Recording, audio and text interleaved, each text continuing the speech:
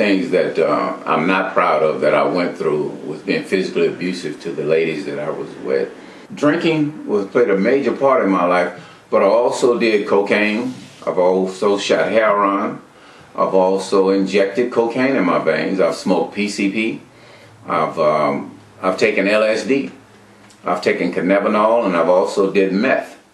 So when I come home from prison, I had all my suspicions about my girlfriend cheating on me and stuff. And when I would approach her, I kept like interrogating her, and I was like going all over the house looking for clues and stuff. It was just plus I was getting high, so it didn't make it any easier.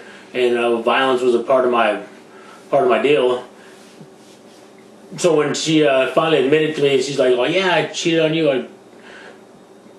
She told me she admitted it, you know, and right away my adrenaline starts going, you know, and being that I'm alcoholic, you know, and drug addict, I get this attitude like, you can't, you know, nobody can hurt me, you can't do that to me, you know. And once I get my feelings hurt, my only way to process it is to hurt your feelings back. And I immediately I backhanded her, you know, and I continued to destroy the house. You know, I just turned me like a little kid. You know, like a little kid having a tantrum. You know, that's kind of what my disease does, and not even thinking about those kids in the house, or, you know, you shouldn't treat women like that. I was staying with my ex-wife, and we were back together, romantically.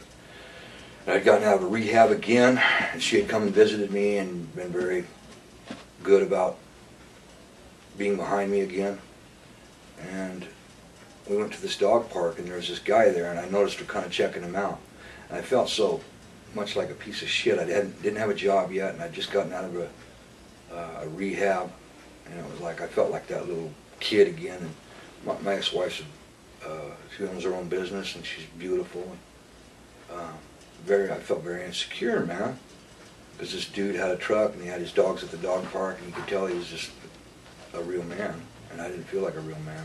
When I was drinking, I got myself into some trouble with domestic abuse. I was the abuser, not the abusee. I ended up getting arrested for it and spent the night in jail. That was the only time I was ever arrested, thank God. You know, so I backhanded her, and then I destroyed the house, and then after I calmed down a little bit, I cleaned up all the glass and got everything cleaned up, and said I was sorry, you know, I said I was sorry and it won't happen again, and she ended up falling asleep on the floor. And then if I had just left it at that, I probably might have been okay, but I kept smoking dope, and my head kept running, because that's all, my head just runs. It tells me, they got over on you, she did that to you, you can't let her get away with it, what are you thinking, you're a punk, you know, people are punking you.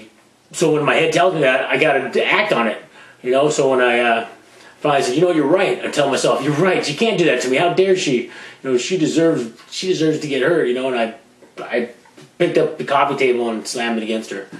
And with that action, she thought I was trying to kill her, and she jumped up and said, she's trying to kill me. Ran outside and opened the doors in a trailer park, and the neighbors heard everything, and they're like, "Oh, we're calling 911." And they were there pretty fast, you know.